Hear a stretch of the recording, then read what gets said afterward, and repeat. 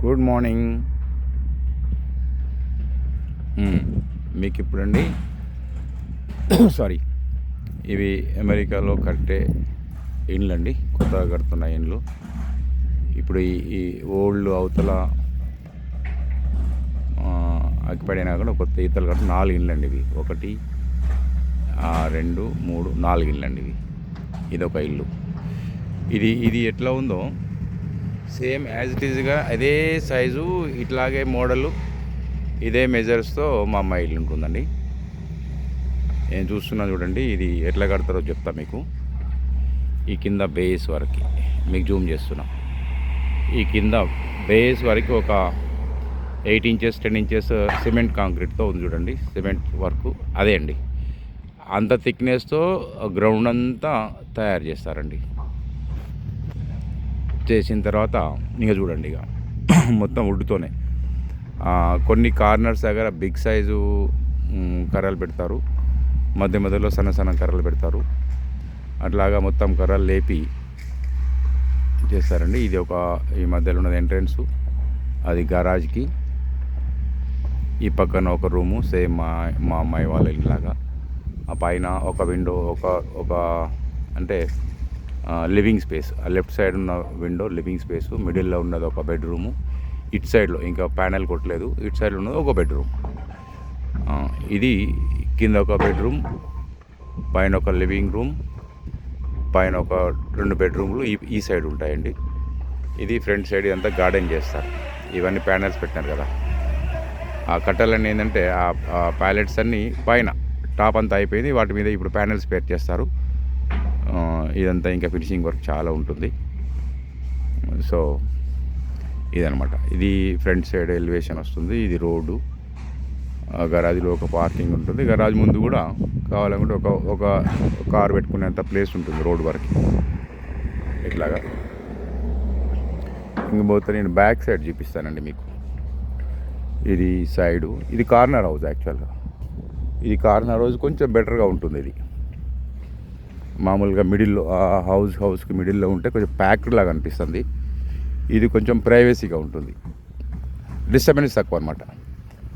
ఇటు చూస్తే రోడ్డు, కొంచెం క్రౌడ్ వచ్చేపోయే వాళ్ళు, ఇవన్నీ కార్లు. ఇదొక నేను చెప్పాను కానీ మా అమ్మాయి వాళ్ళ ఏరియాలో ఇది ఫస్ట్ రైట్. ఇది తర్వాత సెకండ్ రైటు అక్కడ కనపడే వాళ్ళు, తర్వాత థర్డ్ రైట్లో మేము వెళ్తాం. యాక్చువల్గా ఈ కార్నర్లో ఉన్నది ఒక విల్లాకి స్పేస్. అది ఆ పక్కన ఉన్నది మోడల్ హౌస్. అది ఆ మోడల్ హౌస్ చూపిస్తారు ఎవరికైనా కావాలంటే. ఇంకా ఇది సైడ్ నుంచి ఈ కింద మొత్తం హాల్ ఉంటుందండి. ఒక విండోలో కనపడుతుందా, ఇదంతా హాల్. హాల్కి ప్యారలల్గా పైన నేను ఇందాక మీకు చూపించాను కదా, ఫ్రంట్ సైడ్ ఒక గరాజు, కింద ఒక బెడ్రూము, పైన ఒక లివింగ్ రూము, 2 బెడ్రూములు. ఆ సగం పార్ట్కి అవతల ఉంటున్నాయి. సగం పార్ట్ బ్యాక్ సైడ్, సగం పార్ట్లో కింద గ్రౌండ్ ఫ్లోర్ మొత్తము హాలు కిచెన్ ఉంటుందండి. అదే హాలు కిచెన్కి పైన మొత్తం ఒక మాస్టర్ బెడ్రూమ్ ఉంటుంది. ఇక ఇది చూడండి, ఈ ప్లేస్ బ్యాక్ యార్డ్ ఇస్తారండి. ఇది మేబీ కొంచెం తక్కువనే అనిపిస్తుంది. ఈ వెనకాల ఇంకా ఫినిష్ చేయాలి ఫైనల్ అంటే కంప్లీట్ చేయలేదు. ఈ వెనకాల ఏ ఇంటికి వెనక భాగము యాజిటీజ్గా వాళ్ళకి బ్యాక్ యార్డ్ అన్నీ ఇట్లా కొట్టేస్తారు. అట్లా కర్రలు కొట్టినారు చూసిండ్రా, అట్లా కొట్టేసేస్తే ఇది అయిపోతుంది ఎవరికి వారికి ఇండివిజువల్గా. సో దీంట్లో ఏమవుతుందంటే దీని మనము కాస్ట్ వరకు చెప్పుకుంటే, వర్క్ మాత్రము చూశానండి నేను. ఈ కన్స్ట్రక్షన్ వర్క్ అంతా ఆల్మోస్ట్ వుడ్ చూడండి పైన.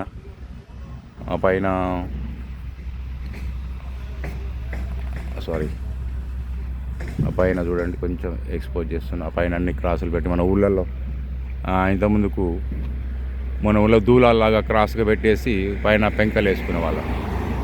ఇక్కడ ఇదండి ఇక వర్క్స్ నడుస్తూనే ఉంటాయండి, వ్యాన్స్ వస్తూనే ఉంటాయి, పోతూనే ఉంటాయి. ఇది కంటిన్యూస్ వర్క్. ఇక్కడ వీళ్ళు మార్నింగ్ 7కి వస్తారండి.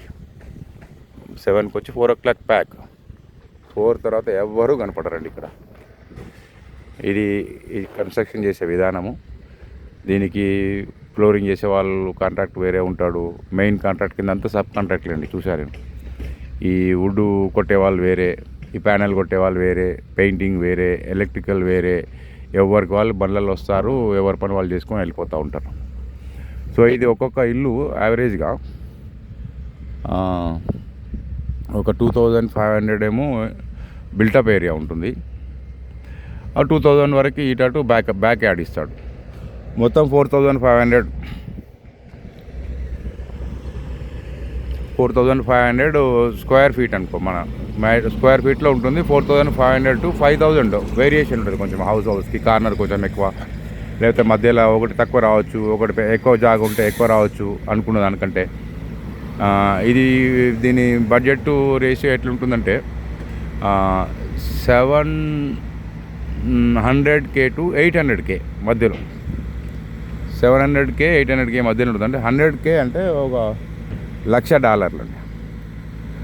అంటే $7,00,000 నుంచి $8,00,000 మధ్యలో ఉంటాయి ఇల్లు.